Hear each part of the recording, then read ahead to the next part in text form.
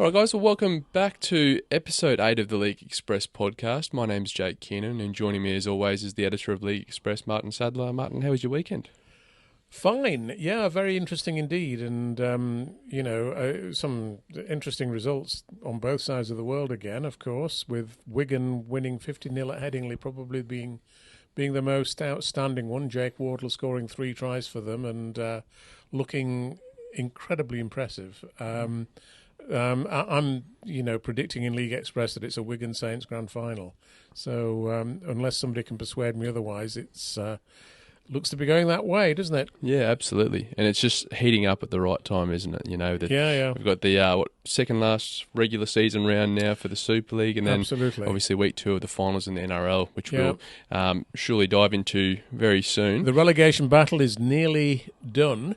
With Wakefield 4 points behind Castleford, but Castleford still can't quite be comfortable, can they? Because they need to either win one of their last 2 games, or they need to rely on Wakefield losing one of theirs. If Wakefield won both their last 2 games, then Castleford, could still be caught. Yeah, that's right. And we've seen all the twists and turns of the season this year. I wouldn't put it past them, but no, you never know. Wakefield have shown tremendous Houdini qualities in the past, but my goodness, they'll have to show them this year as well, won't they, if they're going to escape? Yeah, absolutely right. And we might take the chance right now at the start of the podcast to remind our listeners and viewers, if you do want to get yourself a subscription of the League Express weekly newspaper, you can head to www.totalrl.com/shop to secure your subscription, and grab a copy of the Rugby League World magazine while you're there. Take a subscription out, indeed. That's right, and that'll,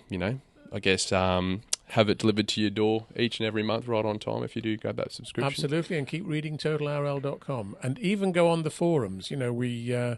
We do have some forums where you can go and express your own opinions, and plenty of people do that. Several thousand members, in fact. So there's lots of ways to enjoy Rugby League without just watching it on the field. Absolutely. Or playing it on the field, I should say, as well. And I've been informed that I've received some fashion advice on there that I haven't had a chance to look at yet, but I'll endeavour People suggesting you might look good in a suit. I'll endeavour to invest in one, that's for sure. But without further ado, let's get into the games. I guess we'll start with the televised games of the weekend. We saw another game televised on Channel 4, which was nice to see. But we'll get into the Saints versus Lee game. Saints 22 defeat Lee 12. What did you make of this performance? Well, I thought that was a really good game. And, Lee are... Lee have been the story of the season so far in Rugby League in how they've performed after being promoted, better than any other promoted team that I can remember. And they had that a couple of weeks where they had a blip after their incredible success at Wembley, but they got back on the horse against St Helens, didn't win, but gave Saints a hell of a good game, and actually had a try disallowed when they were coming back into the game against Saints, and if that hadn't been disallowed, you never know, they might have sneaked it. But I think Lee will finish in 4th place in the table now by the look of it. They can't finish in the top 3, but they can finish 4th, and I think they will do, and that will give them a home tie in the first week of the playoffs, which could be against Hull Kingston Rovers. So that, that's another potential clash between those two sides, and one to look forward to, I think. Absolutely. I had the pleasure of being at that game and doing some reporting on the match, and I must say, MARTYN, it was one of the most physical games I've seen in a very long time. And you've seen a lot of NRL games. Yeah, that's right. And I don't know, I just think Saints, they were just on a mission. From the get-go, they set the tone early with their line speed. And, I couldn't speak more highly of James Bell's efforts in that matchup. He really, led that line speed and chase, and the amount of big hits he put on. He's been a real great signing for Saints, hasn't he? This is his 2nd season with them after joining them from Lee.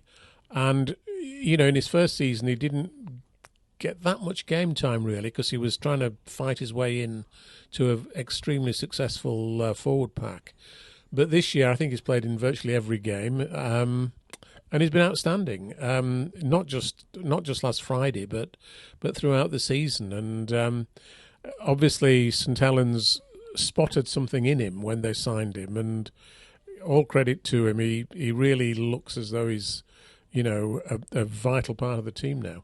Absolutely. And just on Lee, I think the whole match I was sitting there thinking, surely this is where Saints bust this game open. And Lee just hung in there. They hung in there. They were scrappy as always in defence. They were obviously down John Asiata and Josh Charnley as well. So I think for them just to hang in that game and then have that potential try at the end, unfortunately disallowed, but to think that they could have taken that game if that try was allowed. Absolutely, was, tremendous. Yeah. No, it's great for them. And as I say, I think they've been the outstanding story in the game. And we should be making more of it, actually. The game as a whole, I mean, not just us, but the game as a whole should be shouting out from the rooftops about what Lee have achieved. And who knows what they might achieve next year, having done it in 2023. Yeah, absolutely right. Moving on, Wigan 50, defeat Leeds 0. This is a bit of a tough one to watch for Leeds fans, unfortunately. We did see the crowd start to leave early in that match. Yeah, they didn't all watch it to the end, did they? No, it's incredibly disappointing for Leeds. But having said that, I thought Wigan were absolutely outstanding. Wigan looked so sharp, so slick. Jake Wardle's been a great signing for them, and scoring 3 tries for Wigan. But their backline looks absolutely terrific, and when their forward pack is taking on the opposition and laying down a platform, I think Wigan look really hard to beat. And, I could very easily see them winning the competition this year. Yeah, absolutely. And, yeah, it just seemed like, again, try after try. And we've seen it in a few weeks. They've amounted a few big score lines in their matchups. Do you think they're the favourites to take out the premiership? I think they are. In my eyes, they are. I don't know whether they are with the bookmakers. I mean, Saints obviously are also a great side, as always, really. But it's no surprise, is it, that Matty Peet, the Wigan coach, has been given a new 4-year contract after those sort of performances. Wigan are a very smart club in many, many different ways, one of which is that they realise when they've got gold in their possession and they go and hang on to it. Matty Peet has been outstanding. This is the second year of his tenure at Wigan. He won the Challenge Cup in year 1. He may well win the grand final in year 2. And Wigan are already, they've signed players from various other sources for the 2024 campaign. So not only do they think about this season, but they plan ahead, probably better than any other club in the game, I would think, maybe with the exception of St Helens again. Wigan and Saints are such close rivals, but they're doing what, for example, Leeds have failed to do, which is plan ahead to replace players who have left them. And you've just got to sit back and admire Wigan, I think. They're just a great club in my view. And it's a great show of confidence as well, because you look at coaches when they're renegotiating their deals, they want that security years going forward, and there's nothing worse than seeing an under pressure coach get a 1-year extension or a 1 year, one after the other, because then they're sort of playing to save their job versus building for the future. Yeah, I mean, it's great to see that Wigan have got such confidence in Matty Peet, but I'm not surprised that they have, because he's done such a great job with them. But and of course we've got, as I've said several times now before, we've got 3 English assistant coaches in the NRL, and I'm fairly sure that if Matty Peet were to go over there, he would get a very good job with one of the leading clubs in the NRL. And my view on this is that at some point in the near future, an English coach will get the top job at an NRL club. And I'm just quite curious to see who that would be. And certainly Matty Peet would be a potential contender for that sort of thing if he were interested in going there, which I've not asked him about that, so I'm not sure whether he would be, but I can't imagine that the thought wouldn't have struck him at some point. Yeah, absolutely right. We'll move on now. Salford 24 defeated the Wolves 20. This was a very tight matchup, one that went to extra time. And a try in extra time, golden point time, winning the game rather than a field goal, which was quite unusual. And I love watching Salford. I just really do. I think they're just so much fun to watch as a club, and it was great to see there was a crowd there of 6,252 on Sunday. Obviously, quite a few came from Warrington, but I can't understand why Salford are not getting a lot nearer to selling out their stadium. They deserve to, and they ought to, and I just hope that the people of Salford really rally and get behind them. They've given themselves a great chance now of finishing in the top 6. They're still 7th, but on the same number of points as Warrington, with a bit of a worse points difference. But Warrington have got a hell of a tough game this weekend against St Helens, and Salford, on the other hand, have got a slightly easier game, you might think, at Hull Kingston Rovers. Although I think Hull KR fans would probably shoot me down for saying that. Yeah. But, so it's interesting that there's still, great interest in that battle for the top 6. Leeds have still got theoretically a chance of getting there, but I think it's theoretical and nothing more than that, really. It's a heartbreaking loss for Warrington too. Obviously, at the moment, their points differential is saving them, and we saw that because thanks to that big win over the Tigers a few weeks back. I think it really just slipped through their grasp, that game, unfortunately, for Warrington. It did, but as I say, it kept the battle for the top 6 alive. So I was quite pleased to see Salford winning it in the end. It's because we always like to see these competitions go down to the wire if we possibly can, and it looks as though that battle might indeed go down to the wire. So we'll watch with enormous interest. Absolutely, and then we also had the Catalans. We'll go to the Catalans Dragons games. 18 defeated Wakefield 10. Pretty close scoreline considering the position that Wakefield are in at the moment. And a lot of people said Wakefield were quite unlucky not to get a result there, but they didn't, and it's just put the pressure on them even more. But interestingly enough, as I've said earlier, they've got a 31 points difference worse than Castleford. But if Wakefield were to get 2 wins in the last 2 games and Castleford had 2 defeats, there's a very good chance that points difference might be might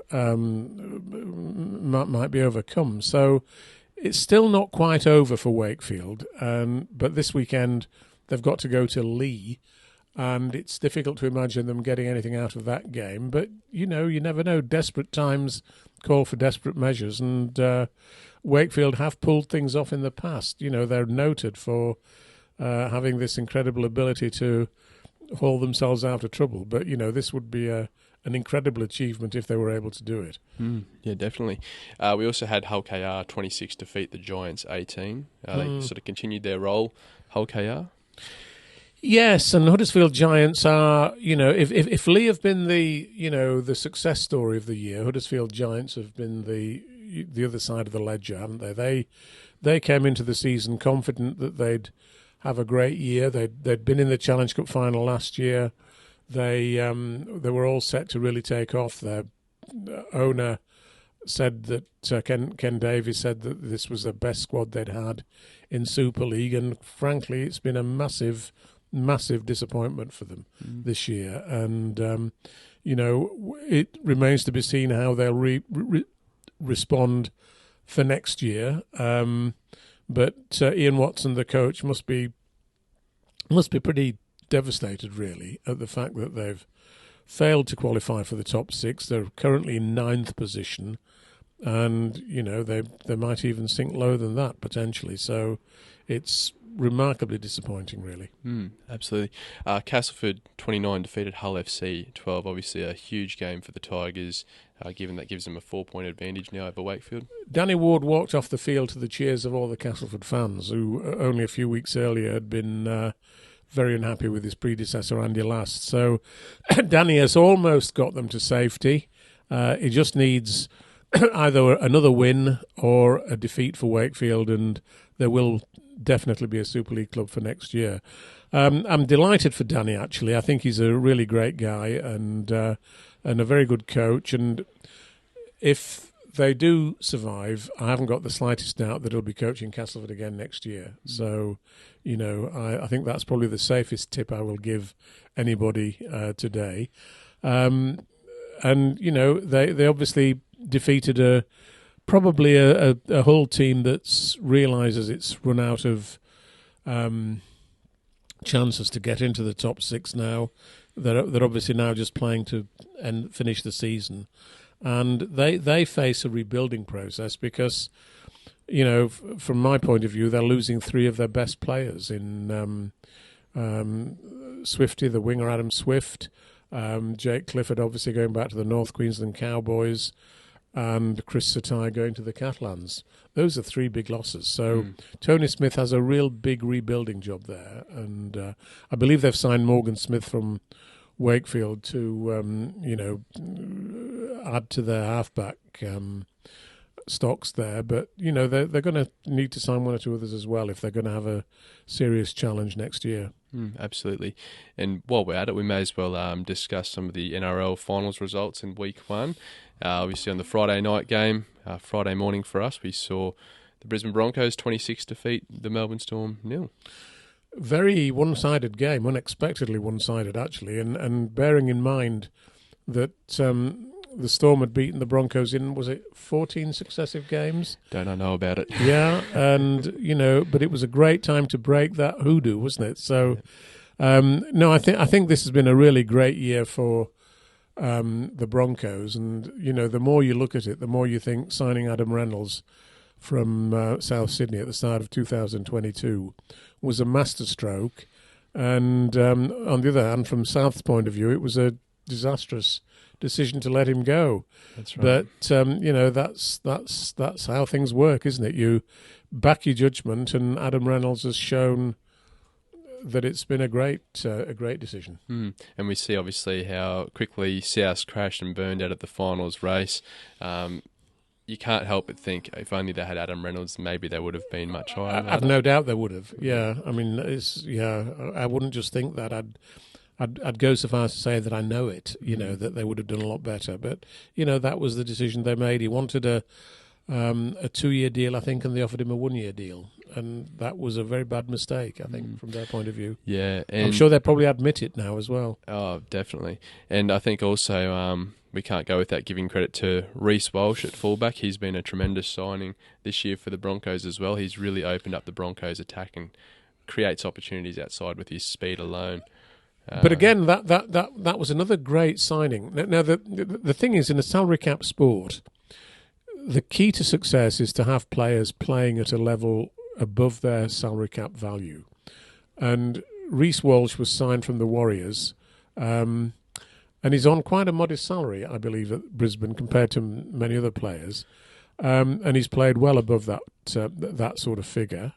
The problem for the Broncos is that next year he'll want a much bigger deal, no doubt. His agent will be after that, and they'll have to accommodate that.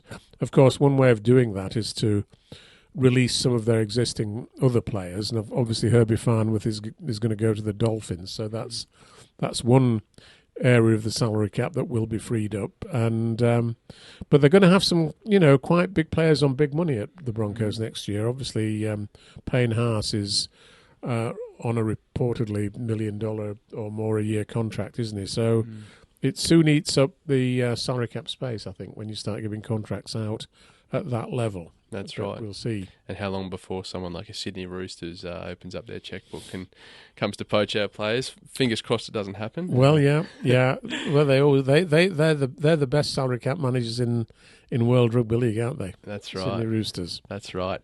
Moving on, we also saw the Panthers 32 defeated the Warriors 6. Unfortunately for the Warriors, Sean Johnson was ruled out ahead of this one, but they get a second chance this weekend. But quite a dominant looks display. more and more like a Panthers-Broncos grand final, doesn't it? Really, let's face it. It's a bit like Wigan St Helens over here. Those two clubs certainly look to me to be in the driving seat. They're both having a bye this weekend with having won last weekend. So I can't see anybody other than those two being in the grand final this year. But, the other teams obviously will have something to say about that. And but the Warriors, having lost Sean Johnson, really was struggling, weren't they, from that point onwards? And hopefully for them, he's going to be back this weekend. And what better way to come back in front of a packed New Zealand crowd? I'm sure the home fans will be right behind them in that one. Now, the next matchup we saw, the Roosters 13 defeated the Sharks 12. This one came as a little bit of a surprise to some folks around the NRL community, but a 1-point win. What did you make of that matchup?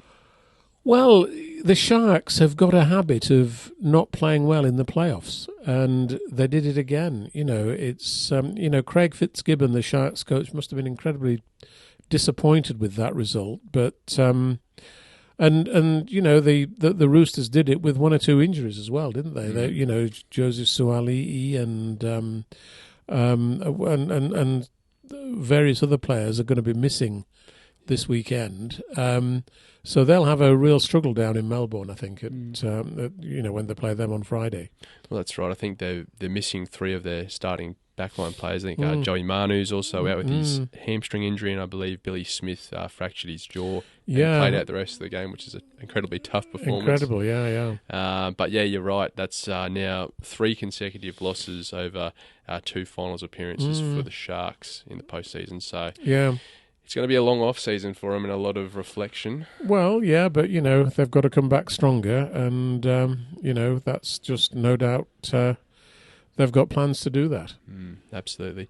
And then on the Sunday morning for us, we saw the Knights 30 defeated Raiders 28, another very close game that was filled with controversy and a few players getting a little bit hungry on the field and having a little bite of their opponent. What did you make of this matchup, Martin? Well, I thought it was a fabulous game. I actually watched the whole game, and it was, you didn't know who was going to win. I mean, 16-6 down at half-time, Newcastle, but then I thought Kalen Ponga took charge of the game and did some wonderful things, and it was great to see Dominic Young, being so prominent again.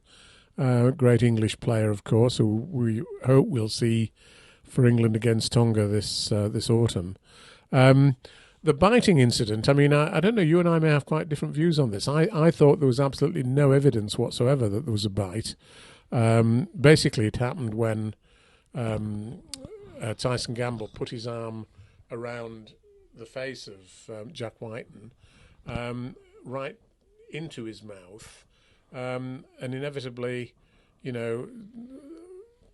Jack Wighton was gasping. I think if somebody's got their hand on or their arm on your mouth, it's a very difficult situation. But there was no clear view, as far as I was concerned, that Jack Wighton tried to bite Gamble, and in fact, in my view, a penalty should have been given against Gamble, because putting your arm around somebody's head in that way, I thought it was supposed to be against the rules.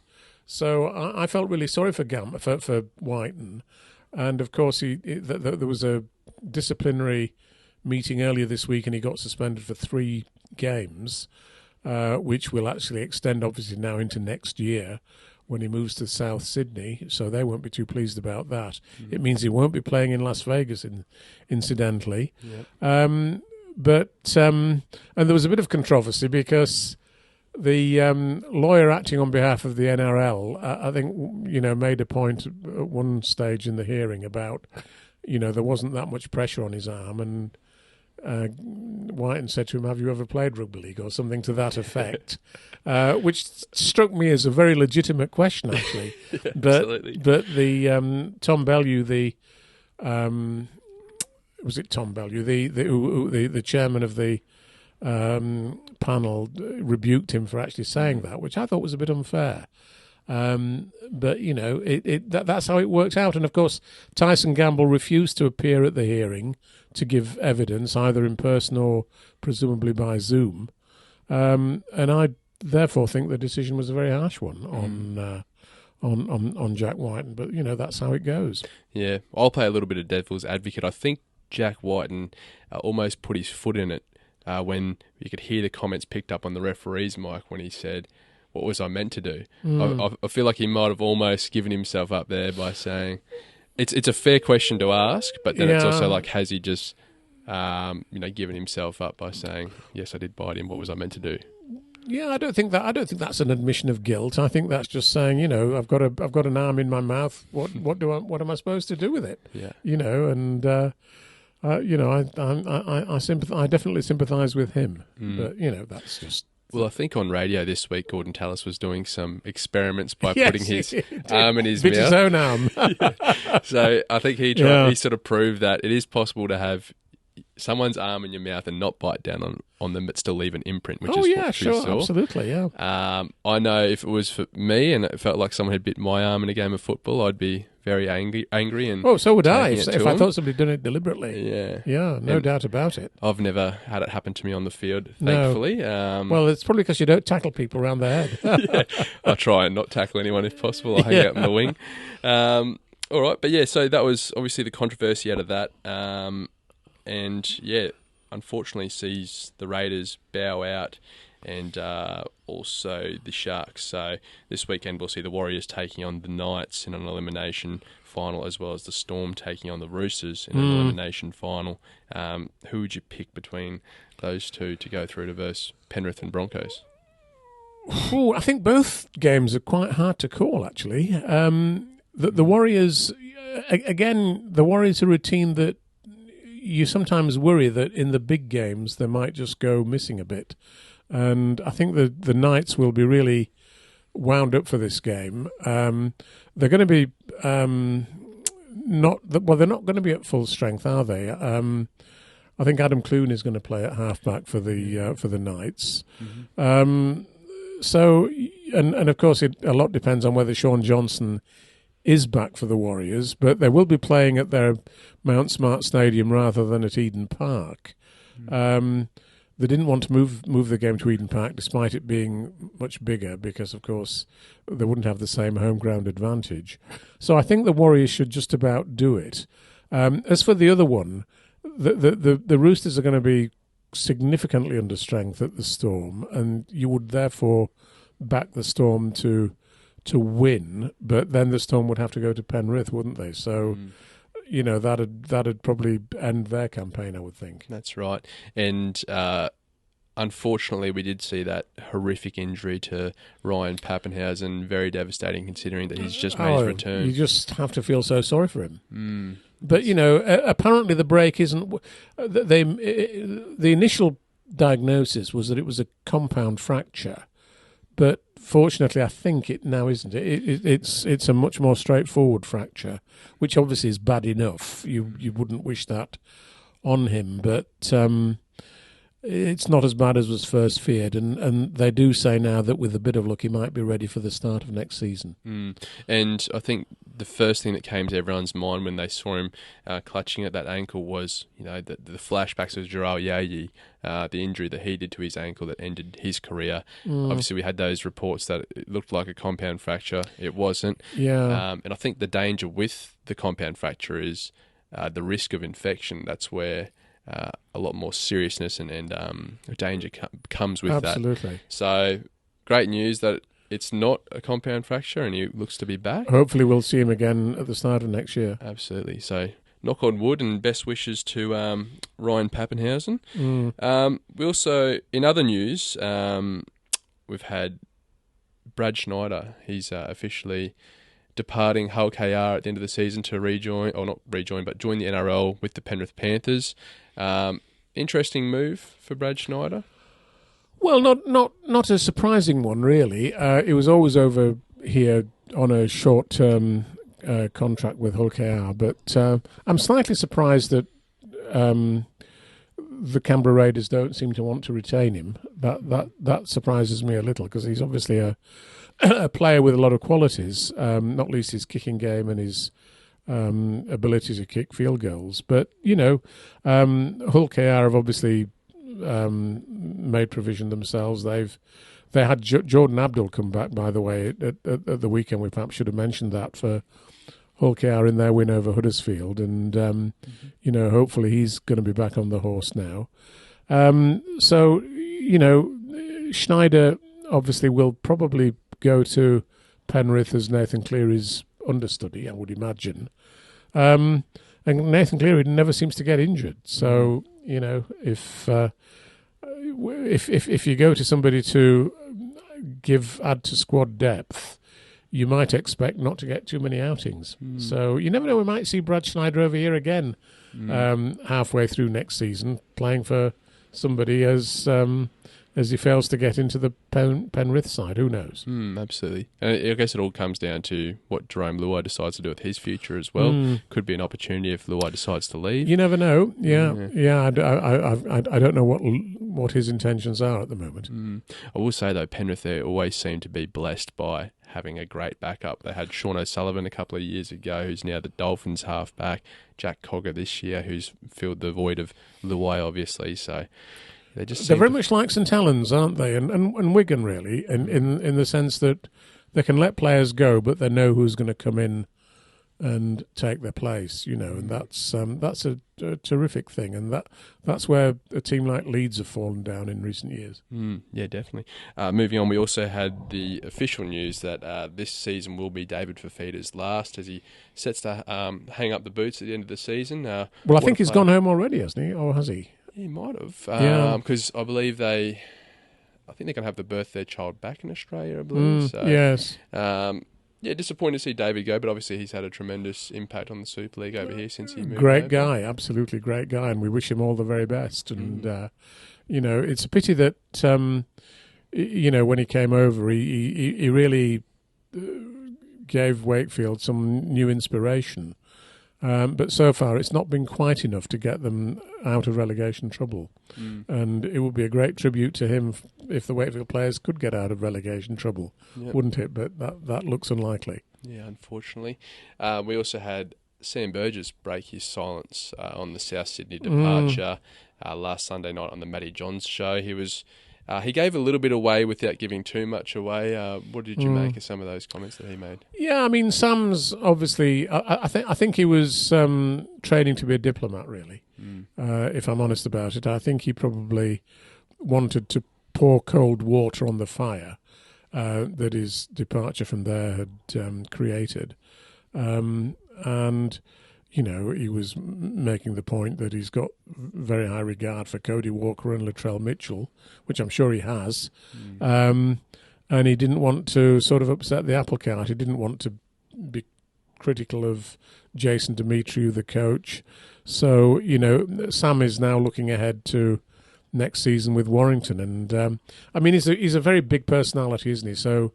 it's going to be really interesting to see how that works out, and hopefully it will work out well. But it's a gamble by Warrington because Sam hasn't got a massive coaching experience, and this will be his first grade job. So in that sense, you're always gambling a little. You never quite know how somebody's going to work out, and we'll have to wait and see how it does. He did mention that he will definitely be there for the 2 years of his contract, with the potential to stay on if everything goes to plan. Should Warrington fans be worried that he may only come for 2 years and then decide to go back home? Well, that could be so. That could be true of anyone, couldn't it? Any coach. All I can say is that if Sam is there for 2 years, it probably will mean that he's been successful. Yeah. Because, Warrington are one of those clubs that if you're not successful, they will let you go. And, as they did with Darryl Powell, and they didn't renew the contract of Steve Price. Although I think Steve did want to go home. But we'll see. It's going to be really an interesting time. Definitely. Now, there has also been reports, the Mull down in Australia has reported that Anthony Milford could end up in the Super League next year. He's been linked with the Lee Leopards, apparently. What do you make of this news report, and do you think he would be a good fit for Lee next year? I don't know. Anthony's one of those players. When he was at Canberra, he was such an outstanding young player. The Broncos then snapped him up, but he never quite delivered at the Broncos, and this season he's been at the Dolphins. I've not seen enough of him really this year to know whether, how well he's been playing. But if the Dolphins are prepared to let him go, I suspect that they probably are not that happy with him. So he's flattered to deceive, really, hasn't he? And but you never know. I mean, Adrian Lamb is a very smart guy as a coach at Lee. And Anthony Milford is a great running halfback, in my view. So maybe Super League is the sort of competition that might suit him a bit more than the NRL. Does it put a little bit of doubt around Ben Reynolds' position? I'd have thought so. Forward? Yes, I would have thought so. I mean, Lachlan Lam is still here for next year as well, at least. So, you know, a halfback partnership of those two would be really interesting, wouldn't it? Yeah, absolutely right. Now, we also had the launch of the international series from next month, I believe, Tonga versus England. That was launched yesterday. I had the pleasure of heading along and talking with Sean Wayne and George Williams and Christian Wolfe and Felice Kafusi. Obviously, there's a bit of the unknown around what those final lineups will look like. I think Sean Wayne's released a 40-man squad.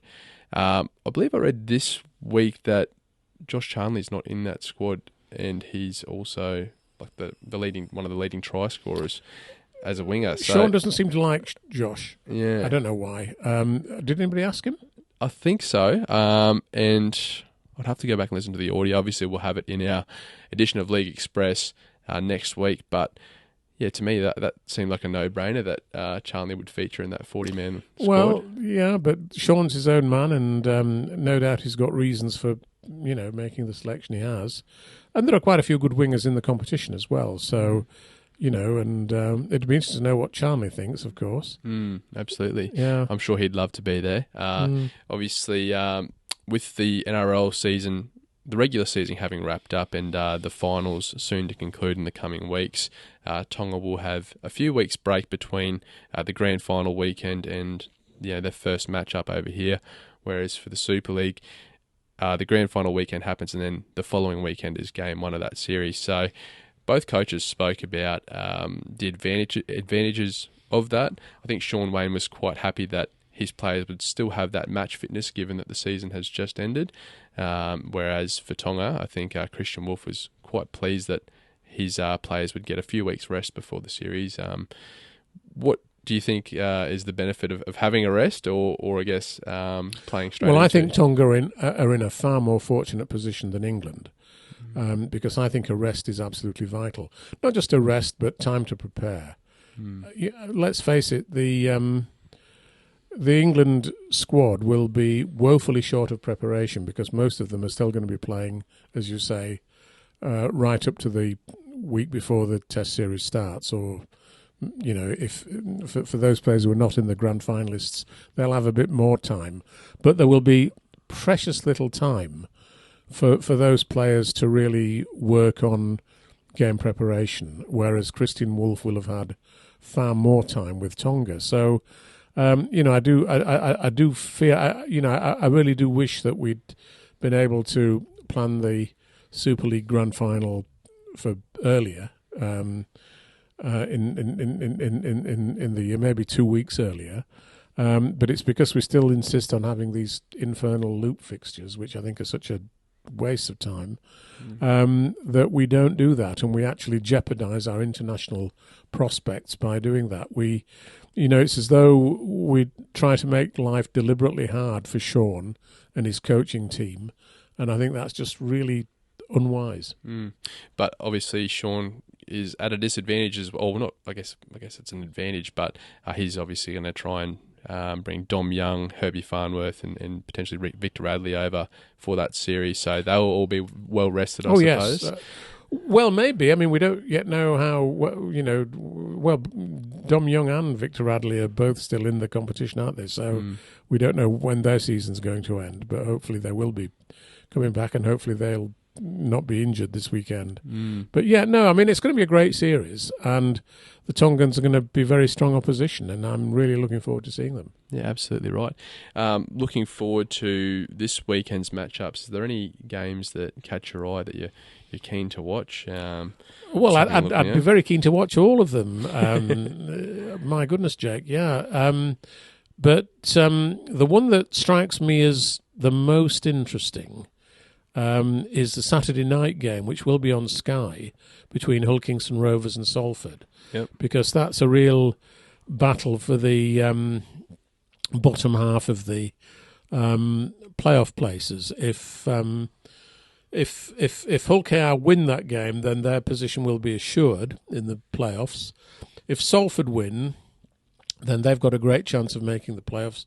And of course, the previous night, the TV game will be Warrington v St Helens, and Warrington are right in that battle for 5th, 6th, and 7th. And you would imagine that they wouldn't beat St Helens, wouldn't you? It looks unlikely to me. And therefore, it could be whoever wins that LKR Salford game, they will get one over Warrington as well, effectively. So those are going to be really interesting games. And apart from that, Leigh versus Wakefield is going to be really vital, because if Leigh win, then Wakefield are down. Mm-hmm. So that will be a very sad game for Wakefield if they don't win it. Then you've got Wigan versus Castleford. I'd be very surprised if Wigan didn't run up quite a big score there. Mm. But for Castleford, it won't matter as long as Wakefield lose. Yep. Yeah, absolutely.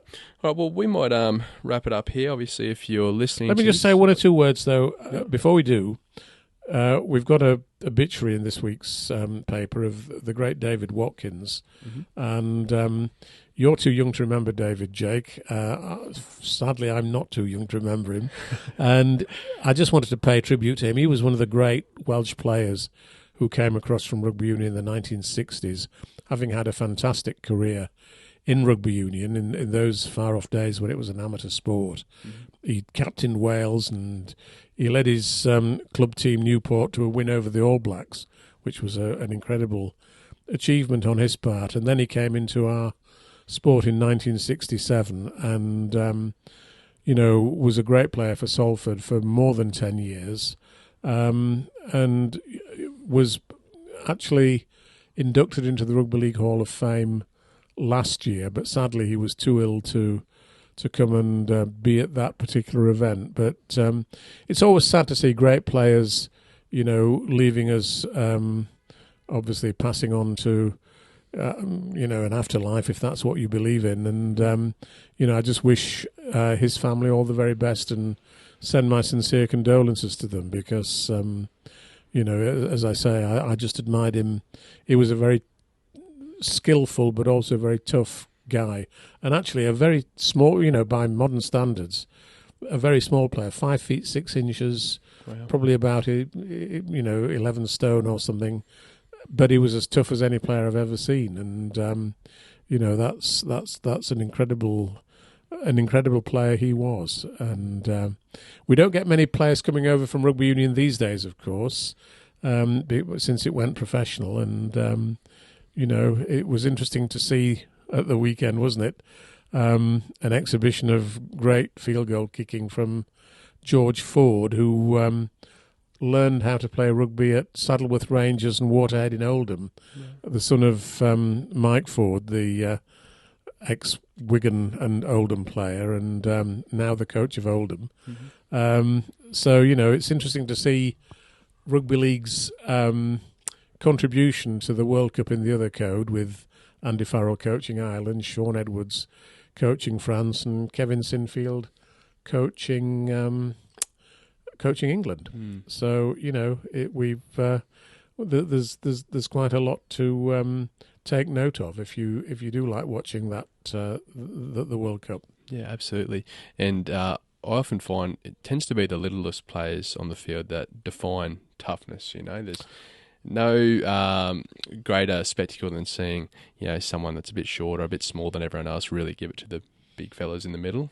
Absolutely. In your country, I remember Tommy Radonicus. You're probably too young to remember him playing, but we had Roger Millward, and who was an incredible player, but also incredibly tough and got some very bad treatment. Rob Burrow, of course, is another prime example of a very small player who was as tough as they come, and we could think of plenty of other examples too. But it's really interesting, and it's always sad to see them, eventually passing away, as we all do in the end, of course. Absolutely, and yes, our condolences go out to his family, and we wish them all the best in what must be a very tough time. But yeah, guys, well, if that's all from you? I think Martyn? that's everything. That's covered most things, isn't it, for the weekend, and a lot to look forward to, I think. Absolutely. It just seems like there's more and more news and things happening as the weeks go on, so it's yeah. hard to fit it all in 45 minutes. But I just want to remind the listeners, if you'd like to view this content, you can go and subscribe to our YouTube channel, Total Rugby League on YouTube. We upload a video format of this podcast every week, and likewise for the YouTube viewers, if you want to listen to this podcast, on the bus or the train or in your car, you can stream the League Express podcast on Spotify, Apple, and Google Podcasts. And encourage your friends to watch it as well, because the more viewers we can build up, the better. That's right, and it's as the old saying goes, be a friend and tell a friend. So yes, it'd be greatly appreciated. And also, we seem to be getting a few comments under the YouTube videos as well. If there's anything you'd like to add, or if you have any questions, or want us to discuss certain things, leave a comment in the YouTube section, and we'll try and get to that in the weekly episodes. But yeah, apart from that, we might wrap it up here and come back and do it again next week. Thanks, Jake. Great to see you again. Thanks, Cheers. Martyn. Cheers. Bye.